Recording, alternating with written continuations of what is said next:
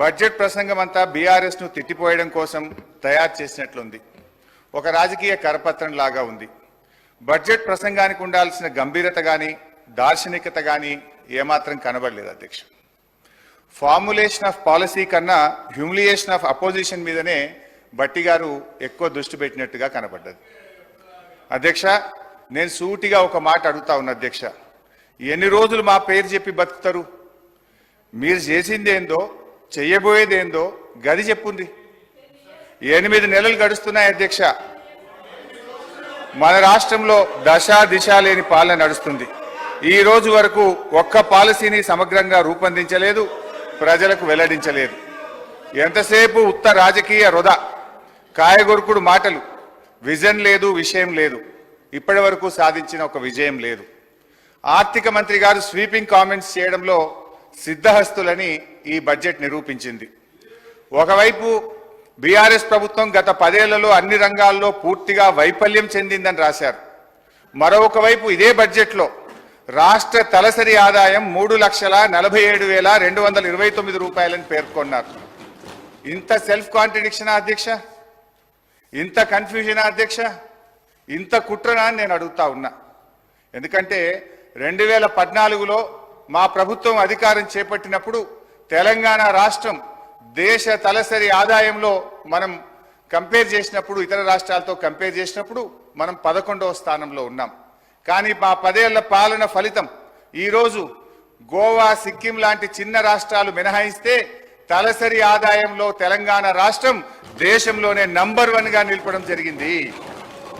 అధ్యక్ష, నేను అడుగుతా ఉన్న భట్టి గారిని, తలసరి ఆదాయం ఇంత గొప్పగా పెరిగిందంటే 10 ఏళ్ల మా పాలన ఫలితమా, 8 నెలల మీ పరిపాలనలో పెరిగిందా? దయచేసి చెప్పాలని చెప్పి నేను కోరుతా ఉన్నా. ఒకసారి గుండె మీద చేసుకొని చెప్పండి, ఎవరి పరిపాలనలో ఈరోజు దేశంలో తలసరి ఆదాయంలో ఈ రాష్ట్రం మొదటి స్థానంలో నిలబడ్డది? అధ్యక్ష, 4.5 లక్షలు లేని జిఎస్డిపిని 14.5 లక్షల పైకి తీసుకుపోయింది మా బీఆర్ఎస్ పాలననా, మీ 8 నెలల కాంగ్రెస్ పాలననా అని నేను అడుగుతా ఉన్నాను అధ్యక్ష. 2014లో దేశ జీడిపికి తెలంగాణ కాంట్రిబ్యూషన్ 4.1% అయితే ఈ రోజు అది 5% పెరిగిందంటే ఇది 10 ఏళ్ల మా శ్రమ ఫలితమా, 8 నెలల మీ డ్రామా ఫలితమా అని నేను అడుగుతా ఉన్నాను అధ్యక్ష. అధ్యక్ష, 2013-14లో 1,07,00,000 ఉన్న పంటల ఉత్పత్తిని 4 కోట్ల టన్నులకు తీసుకుపోయింది మా పరిపాలన ఫలితమా, మీ 8 నెలల పాలననా అని నేను అడుగుతా ఉన్నాను అధ్యక్ష. మేం వ్యవసాయానికి ఏం చెయ్యకుండానే 4 రెట్లు ఎక్కువ పంట పండిందా? తెలంగాణ రాష్ట్రం వచ్చినాడు కరెంటు పరిస్థితి ఏంది? ఆనాడు ఏం పరిస్థితి? అడ్డు అదుపు లేని కరెంటు కోతలు, పారిశ్రామికవేత్తలు ఇందిరా పార్క్ దగ్గర ధర్నాలు, వ్యవసాయానికి అర్ధరాత్రి కరెంట్లు, గృహ అవసరాలకు పట్టబగలు కరెంటు కోతలు. కానీ 6 నెలల్లోనే పరిస్థితి చక్కదిద్ది వ్యవసాయానికి చాలినంత కరెంట్ ఇచ్చాం. 2 ఏళ్ల వ్యవధిలో అన్ని రంగాలకు నాణ్యమైన 24 గంటల కరెంట్ ఇచ్చిన ప్రభుత్వం మా ప్రభుత్వం కాదా అధ్యక్ష? ఇవన్నీ చూస్తుంటే ఈ చెయ్యి పార్టీ వాళ్ళు కూడా చెవులలో పుష్పగుచ్చాలు పెడతారని భట్టి గారి ప్రసంగం విన్నాక అర్థమైతా ఉంది అధ్యక్ష. అధ్యక్ష, 5 దశాబ్దాల కాంగ్రెస్ పరిపాలనలో తెలంగాణ స్థాపిత విద్యుత్ సామర్థ్యం 7,778 మెగావాట్లు. పురోభివృద్ధి లేదని మీరు చెప్పిన ఒక్క దశాబ్దంలోనే తెలంగాణ స్థాపిత విద్యుత్ సామర్థ్యం 19,483 మెగావాట్లకు పెరిగింది. మీరు చేసిన దానికంటే 3 అంతలు చేశాం. ఈ మధ్య అదనంగా 1,400 మెగావాట్లు ఎన్టీపీసీ నుంచి కూడా వచ్చింది. మీ ఇందిరమ్మ రాజ్యంలో తలసరి విద్యుత్ వినియోగం ఎంతుందో తెలుసా? 1,196 యూనిట్లు. అనుకున్నంత అభివృద్ధి సాధించలేదని గౌరవ ఆర్థిక మంత్రి గారు చెప్పిన బీఆర్ఎస్ పాలనలో తలసరి విద్యుత్ వినియోగం 2,349 యూనిట్లకు పెరిగింది అధ్యక్ష. ఇదంతా కాదు బట్టన్న స్పీకర్ గారు, ఇంత పెరిగింది అంత పెరిగిందని సరే లెక్కలు నేను చెప్తా, బుక్కులలో ఉంటుంది. కుల్లా మీరు ఒక్క 10 నిమిషాలు టీ బ్రేక్ ఇవ్వండి. నేను బట్టి గారు పోయి అసెంబ్లీ ముంగట గన్ పార్క్ మీద రోడ్డు మీద నిలబెడతాం. రోడ్డు మీద పోయే 10 మందిని బీఆర్ఎస్ పాలనలో కరెంటు మంచిగుందా, కాంగ్రెస్ వచ్చిన 8 నెలల కరెంటు మంచిగుందా అని అడుగుదాం. కుల్లా జనం చెప్తారు కదా అధ్యక్ష. మాది బాగలేదు పురోభివృద్ధి సాధించలేదని మాటలు చెప్తే అయిపోతుంది అధ్యక్ష. అధ్యక్ష, చివరికి ఈ కరెంటు గురించి అధ్యక్ష గౌరవ మన సభానాయకులు ఇదే అసెంబ్లీలో అప్పుడు తెలుగుదేశం పార్టీ శాసనసభ్యుడిగా ఇటువైపు ఉండి ఆనాటి కాంగ్రెస్ ప్రభుత్వం మీద రేవంత్ రెడ్డి గారు అన్న మాటలు ఒక్కసారి నేను గుర్తు చేయదలుచుకున్నా.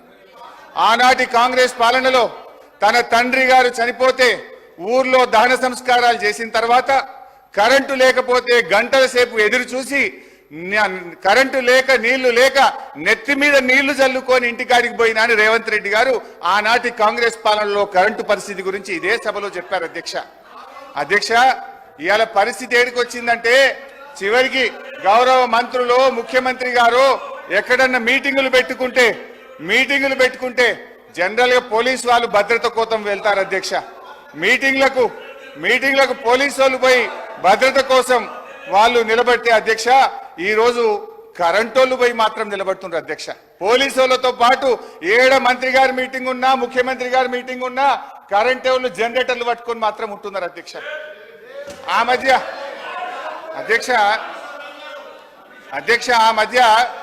మధ్య రేవంత్ రెడ్డి గారు అప్పుడు మా పార్టీలో ఉన్న కొత్తగా ప్రభుత్వం ఏర్పడ్డాక మా పార్టీలో ఉన్న కేశవరావు గారి ఇంటికి పోయింది. ముఖ్యమంత్రి గారు లోపల పోయిండు, బయట కరెంటు పోయింది. అది పత్రికల్లో ప్రముఖంగా వచ్చింది. సరే అధ్యక్ష,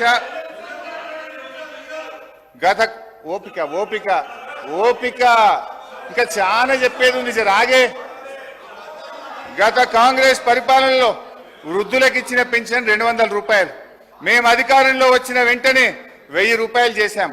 రెండోసారి అధికారంలో రాగానే 2000 చేశాం. మా దశాబ్ద కాలంలో ఇచ్చిన మాట ప్రకారంగా వృద్ధాప్య పెన్షన్ 200 నుంచి 2000 రూపాయలు చేశాం అధ్యక్ష. మీ సోకాల్డ్ ప్రజాపాలనలో చెప్పిన 100 రోజుల గడువు దాటిపోయింది. 4000 పెన్షన్ నాలుక మీదనే ఉన్నది. ఉన్న 2000 కూడా చక్కగా రాక అవ్వాదాతల పరిస్థితి అధోగతి అయిపోయింది అధ్యక్ష. 2021లో విడుదలైన నీతి ఆయోగ్ నివేదికలో ఏముంది అధ్యక్ష? Telangana is the 7th largest state in terms of GSDP and has clocked a CAGR of more than 11% since 2015-16. It is one of the fastest growing states in the country. The state's economy has grown at an average annual rate of more than 9% since its formation, which is significantly higher than the growth rate it had attained before its formation as a separate state. Telangana రాష్ట్రం ఏర్పడ్డ తర్వాత ఆర్థికంగా వేగంగా అభివృద్ధిని సాధించిందని నీతి ఆయోగ్ కుండబద్దలు కొట్టినట్టు చెప్పినా అనుకున్నంత పురోభివృద్ధి సాధించలేదనే ప్రచారాన్ని ఏమనాలి అధ్యక్ష? వీళ్ళ ముందు గోబల్స్ కూడా పనికిరారు. ఇది గోబల్స్ ప్రచారం కాకపోతే ఏంది అధ్యక్ష? ఆర్థిక మంత్రి గారు వాక్కునిచ్చిన పురోగతి లేని దశాబ్ద కాలములో మన కేంద్ర ప్రభుత్వం ఇచ్చిన అవార్డులు తెలంగాణ పల్లెలకు టాప్ 20లో 19 అవార్డులు తెలంగాణ రాష్ట్రానికే వచ్చినాయి అధ్యక్ష. దీన్ని బట్టి తేలేదేమిటంటే ఈ బడ్జెట్లో ఉన్నదంతా వాస్తవాల విస్మరణ, అవాస్తవాల విస్తరణ. ఈ ప్రభుత్వం ఎంత సంకుచిత వైఖరంటే దశాబ్ద కాలంలో మేము సాధించిన అద్భుతమైన ప్రగతికి సంబంధించిన వివరాలు ప్రజలకు అందుబాటులో లేకుండా చేయాలని పబ్లిక్ డొమైన్లో ఉన్న మొత్తం సమాచారాన్ని డిలీట్ చేశారు అధ్యక్ష. Government is a continuous process. మా 10 ఏళ్ల పాలనలో ఉన్న మొత్తం సమాచారాన్ని డిలీట్ చేస్తారా అధ్యక్ష? ఇంతకంటే చిల్లర వ్యవహారం ఇంకోటి ఉంటుందా అధ్యక్ష? ముఖ్యమంత్రి గారు, మీరు కంప్యూటర్ మెమొరీ నుంచి డిలీట్ చేయగలుగుతారేమో కానీ ప్రజల మెమొరీలో నుంచి డిలీట్ చేయలేరనే విషయాన్ని గుర్తుంచుకోవాలి అధ్యక్ష. అక్షరాలను మలిపేస్తారేమో కానీ అనుభవాలను మలిపేయలేరు అధ్యక్ష. ఈ బడ్జెట్ గురించి చెప్పాల్సినటువంటి అవసరం ఉంది అధ్యక్ష. ముఖ్యంగా బడ్జెట్లో చూస్తే అధ్యక్ష, ఆర్థిక మంత్రి గారు చాలా అందంగా చెప్పారు. వాస్తవాలకు దగ్గరగా ఉందని, నిద్రలేని రాత్రులు గడిపామని, మేము డాంబికానికి పోకుండా రియలిస్టిక్ బడ్జెట్ను ప్రవేశపెట్టామని గౌరవనీయులైన ఉప ముఖ్యమంత్రి గారు చెప్పారు. కానీ ఇది పూర్తిగా సత్యదూరం, అవాస్తవాలతో కూడుకున్నది. రానటువంటి బడ్జెట్లో ఆచరణ సాధ్యం కానటువంటి ఆదాయం రానటువంటి లెక్కలతో బడ్జెట్ను కూర్చేటువంటి ప్రయత్నం చేశారు. అధ్యక్ష, నిన్ననే మనం అసెంబ్లీలో మాట్లాడాం. కేంద్ర ప్రభుత్వం మన రాష్ట్రానికి అన్యాయం చేస్తుందని, బడ్జెట్లో ఒక్క రూపాయి ఇవ్వలేదని, ఈ రాష్ట్రానికి జరిగిన అన్యాయం మీద మన తీవ్రమైన నిరసనను కేంద్రానికి తెలుపుతూ అసెంబ్లీలో తీర్మానం చేశాం. భట్టి గారు కూడా ఇదే అసెంబ్లీలో పోయినసారి మాట్లాడారు. ఇది అసెంబ్లీ రికార్డు, దీని నుంచి కూడా చదివి వినిపిస్తాను. అయితే బడ్జెట్లో ఏం పెట్టారు భట్టి గారు? 2023-24 సంవత్సరంలో, అంటే ముగిసిన ఆర్థిక సంవత్సరంలో కేంద్ర ప్రభుత్వం నుంచి మనకు వచ్చినటువంటి గ్రాంటు 9,729 కోట్లు. కానీ బడ్జెట్లో ఎంత పెట్టారు ఈ సంవత్సరం? మీరు 21,635 కోట్లు పెట్టారు. అంటే పోయిన సంవత్సరం ఇచ్చినంత కూడా ఇయ్యలేదని, తెలంగాణకు మొండి చేయి చూపిందని ఇదే సభలో మనం తీర్మానం చేస్తాం. కానీ మీరేమంటారు? 21,636 కోట్లు కేంద్ర ప్రభుత్వం నుంచి వస్తుందని భట్టి గారు ఈ బడ్జెట్లో పెట్టారు. గౌరవనీయులైన భట్టి విక్రమార్క గారు పోయినసారి అసెంబ్లీలో మాట్లాడుతూ ఏమన్నారో ఒక్కసారి చదివి వినిపిస్తాను అధ్యక్ష.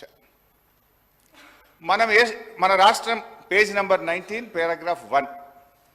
మన రాష్ట్రం ఏర్పడిన నాటి నుండి గత సంవత్సరం వరకు కూడా గ్రాంట్ ఇన్ ఎయిడ్స్ దాదాపు 8,000 కోట్ల నుంచి 10,000 కోట్లు దాటడం లేదు. ప్రతి సంవత్సరం గ్రాంట్ ఇన్ ఎయిడ్స్ మనం ఆశిస్తున్నాం కానీ కేంద్రం నుంచి ఏమీ రావడం లేదని చెప్తూ ఉన్నారు. ఇది వారికి తెలిసిందే అని నన్ను ఉద్దేశించి వారు మాట్లాడారు. మరి మీకు తెలిసిందే కదా, ఇప్పుడు మీకు తెలిసిందే కదా. మరి నువ్వెట్లా పెట్టినావు 21,000 కోట్ల రూపాయలు?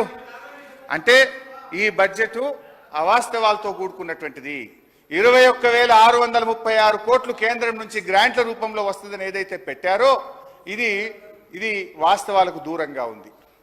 ఇకపోతే అధ్యక్ష, అంటే ఇంకా బాగా అర్థం కావాలంటే భట్టి గారికి నేను సెంట్రల్ బడ్జెట్ కూడా చూశాను. ఏమైనా పెరిగిందా, నిజంగానే ఏమైనా వస్తుందా? భట్టి గారు బాగా ఆలోచించి పెడతారు కదా, ప్రతిపక్షంలో అనుభవజ్ఞులు కదా అనుకున్నా.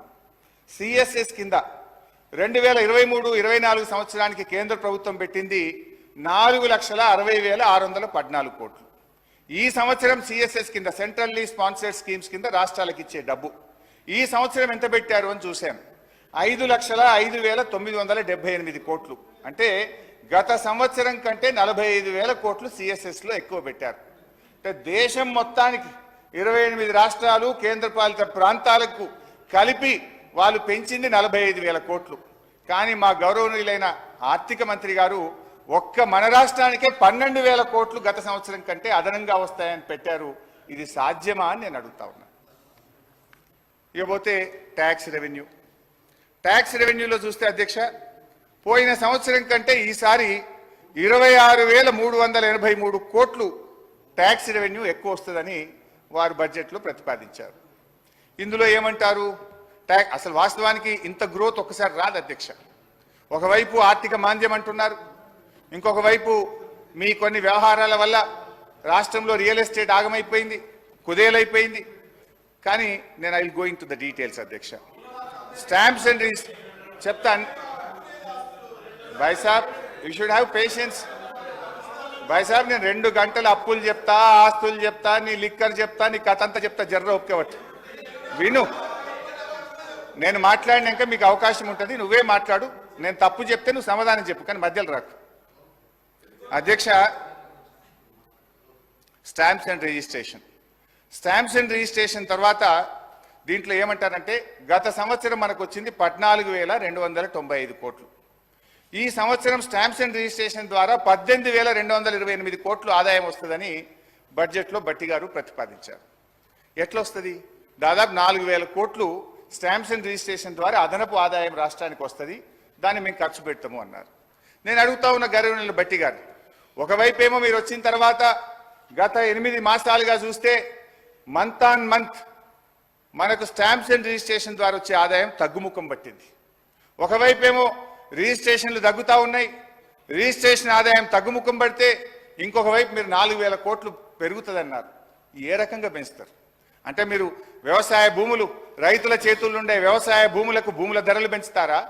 Registration fee పెంచుతారా? పేద మధ్యతరగతి ప్రజలు కొనుక్కునే అపార్ట్మెంట్ల మీద వాళ్ళ వాల్యూ పెంచుతారా? రిజిస్ట్రేషన్ ఫీజులు పెంచి ప్రజల మీద భారం వేస్తారా? ఏ రకంగా ఈ 4,000 కోట్లు మీరు ఆదాయాన్ని పెంచుతారో ఈ సభకు, ఈ సభ ద్వారా ప్రజలకు స్పష్టత ఇవ్వాలని గౌరవనీయులు భట్టి గారిని కోరుతా ఉన్నా. అధ్యక్ష, ఎక్సైజ్ ఇదైతే సిగ్గుతో తలదించుకోవాలి కాంగ్రెస్ పార్టీ నాయకులు. అధ్యక్ష, గత బడ్జెట్లో మంచిగా వినండి, నేను చెప్పింది విన్నాక తలదించుకోవడం తప్ప తలెత్తే పరిస్థితి ఉండదు మీకు. అధ్యక్ష,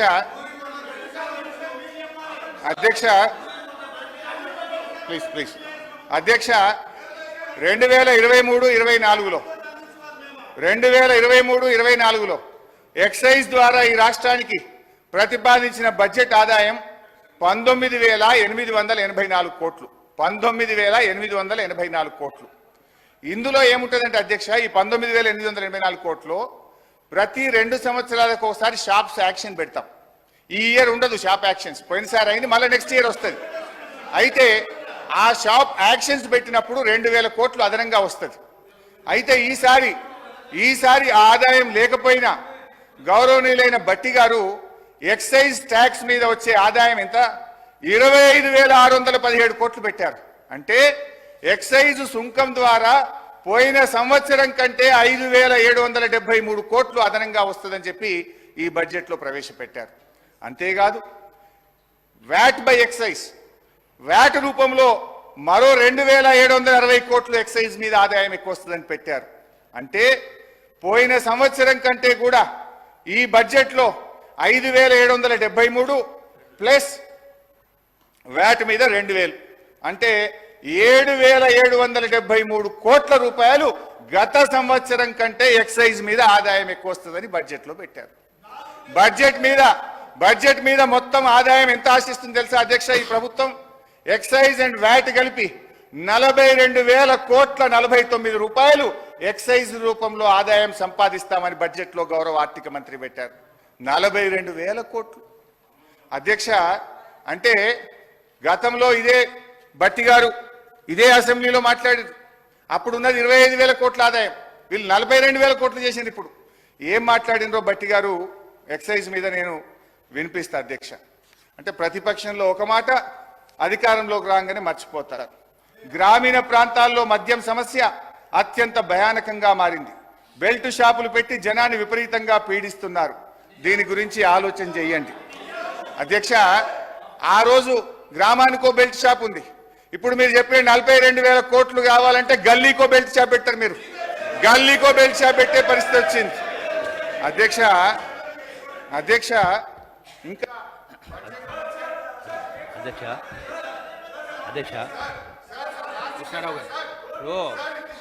హరీష్ రావు గారు, స్పీకర్ గారు ఒక్క సబ్మిషన్ సార్. హరీష్ రావు గారు, మీరేమన్నారు? సబ్జెక్ట్ వచ్చినప్పుడు ఆ కన్సర్ట్ మినిస్టర్ మాట్లాడడానికి అవకాశం ఉన్నదండి. మీ లెక్కల ప్రకారము వారిచ్చే సమాధానాన్ని మీరు కూడా వినాలి.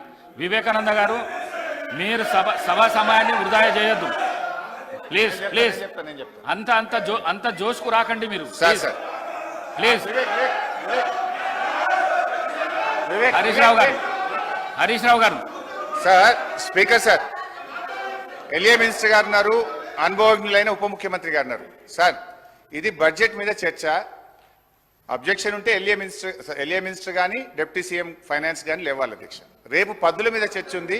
పద్దుల మీద రేపు చర్చ ఉన్నప్పుడు కన్సర్న్ మినిస్టర్స్ని చెప్పమనండి, అభ్యంతరం లేదు. ఇప్పుడు నేను ఒక్క శాఖకు ఒక మంత్రి లేస్తే నేను ఇప్పుడు 32 శాఖలు మాట్లాడాలి. అందరు లేస్తారా మంత్రులు? They have to answer. రేపటి నుంచి పద్దులు ఉన్నాయి, దాని మీద మాట్లాడమనండి ఒకటి. ఇప్పుడు ఏదైనా చెప్పాల్సి ఉంటే డిప్యూటీ సీఎం చెప్పాలి, నేను డీవియేట్ అయితే ఎల్ఏ మినిస్టర్ గారు మాట్లాడాలి, లేదా సభానాయకుడికి అవకాశం ఉంటుంది. దయచేసి మినిస్టర్స్ నుంచి ఇంటరప్షన్ లేకుండా చూడండి. అయితే గౌరవనీయులు మన జూపల్లి కృష్ణారావు గారు ఎక్సైజ్ మంత్రి గారు వాస్తవాలు ఒప్పుకున్నందుకు వారికి ధన్యవాదాలు.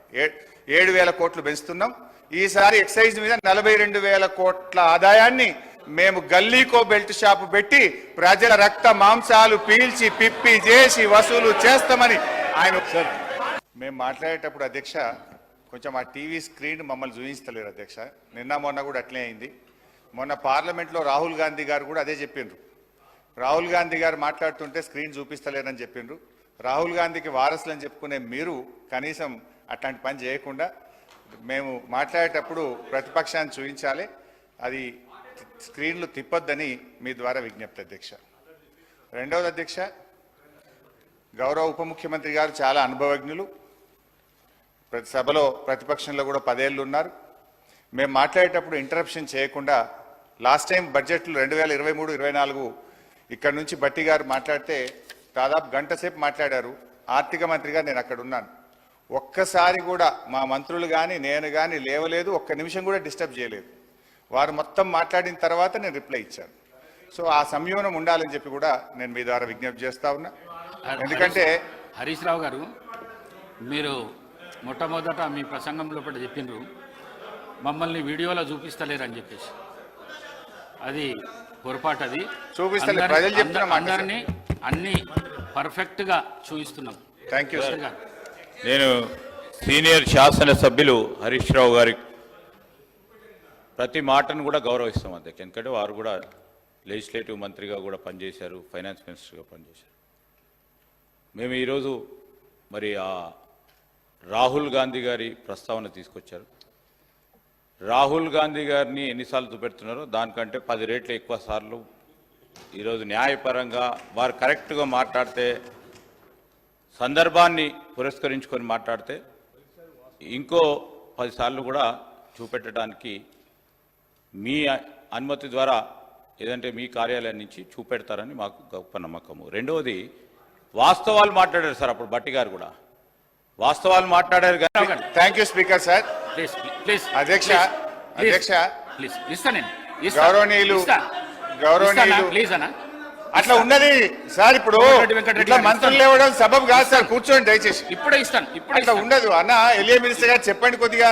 ఇప్పుడే అధ్యక్ష,